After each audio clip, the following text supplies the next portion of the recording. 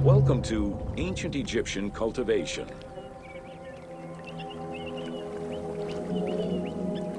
The new grain types of the Ptolemaic period required a great deal of water. Farmers needed to ensure they had effective, consistent irrigation. The Nile's rising and receding waters naturally irrigated most of the crops.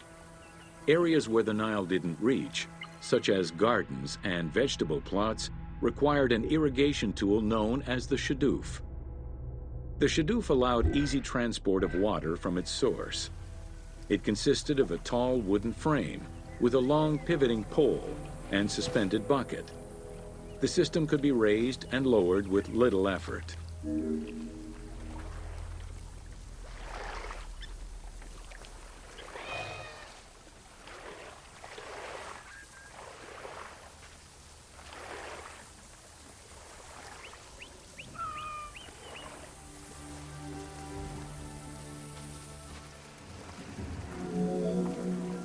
Later, a sakya, or water wheel, was invented.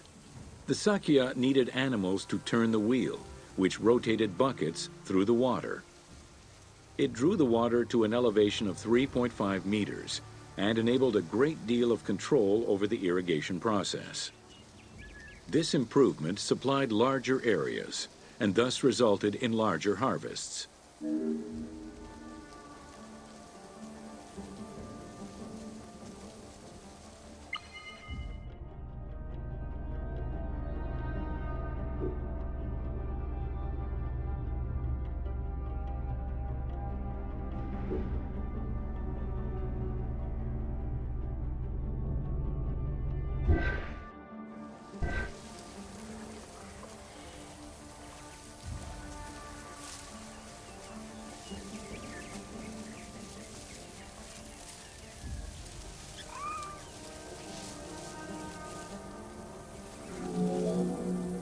The threshing process separated the grain from its husk.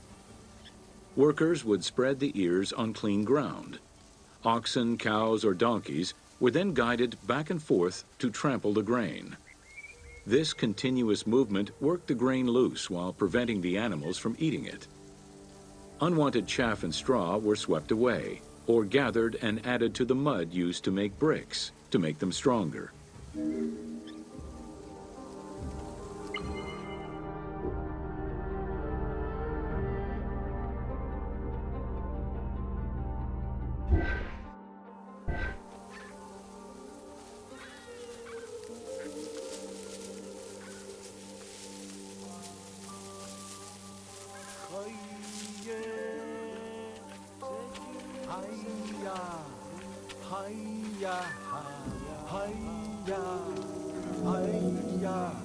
Winnowing was the stage where workers used wooden scoops to throw ears in the air.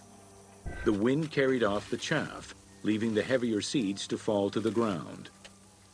This action was repeated until the undesired materials were sifted out. Grain waste was mixed with manure or other organic substances to produce brick-shaped dung loaves that could be easily burned. A standardized brick size enabled Egyptians to mass produce this byproduct and use it as a commodity.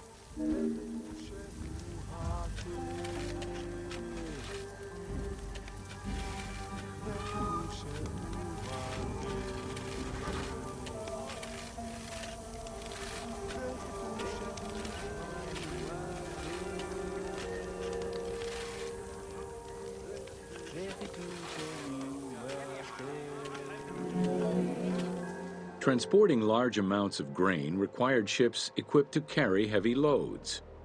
These goods were moved during the Nile's flooding season, when the river was deep enough for large ships. The transports stopped at checkpoints to accommodate customs and police controls, as well as for technical requirements and weather conditions.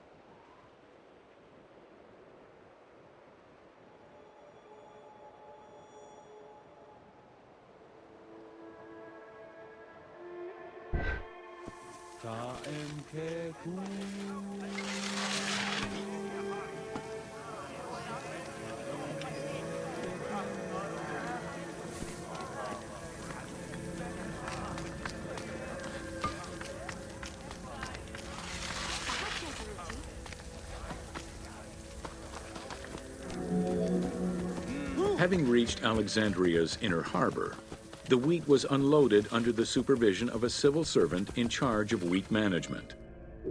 Portions were distributed to Alexandria's city market, and the remaining stockpile was either exported or stored in warehouses.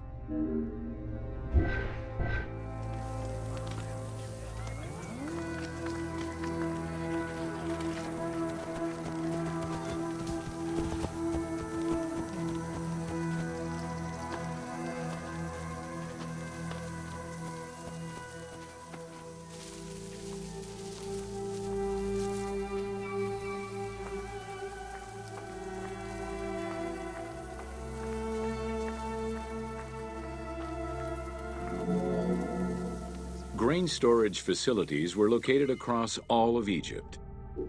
Temples and institutions had large silos, while individual houses had storage sheds. In some houses, arched cellars were built into the foundations. These watertight chambers were accessible from the ground floor through a trapdoor. Royal granaries acted as the storehouse and distribution centers, and managed state payments to civil servants, soldiers, and the police. Though plastered on the inside, silos weren't completely sealed, and so remained susceptible to mice infestations.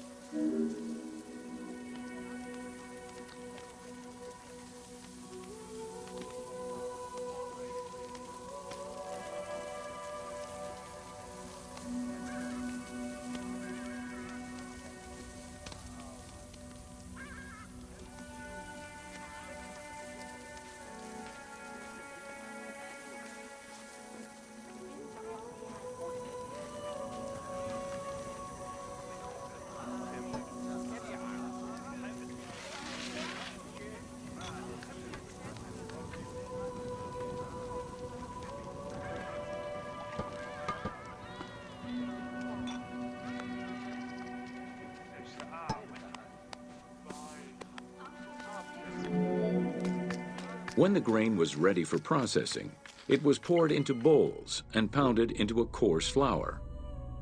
That flour was then passed through a sieve to make it of finer quality and further ground between stones. Ancient Egyptians did not stock flour.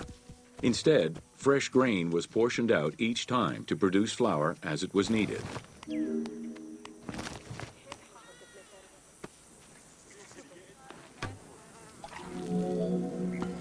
The sieves used by ancient Egyptians were unable to filter out sand and stones. Grit often passed into the flour, causing long-term tooth abrasions among all classes of Egyptians.